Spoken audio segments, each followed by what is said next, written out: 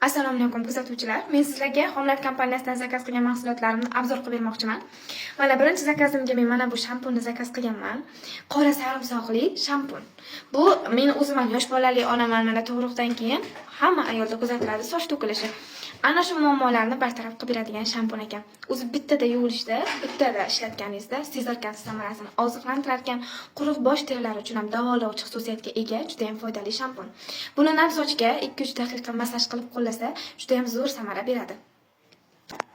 Men yana bitta narsa zakaz berganman Homeland kompaniyasidan. Ember dush geli.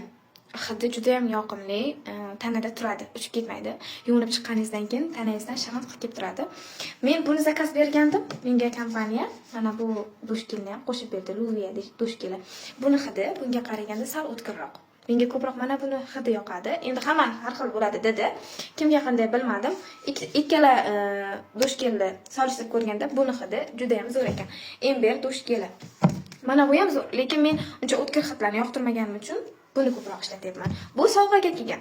Qizlar buni zakaz olib, buni sovg'aga olib, bemalol sotib biznes qilsanglar ham zo'r, mazza qilib ishlatasizlar.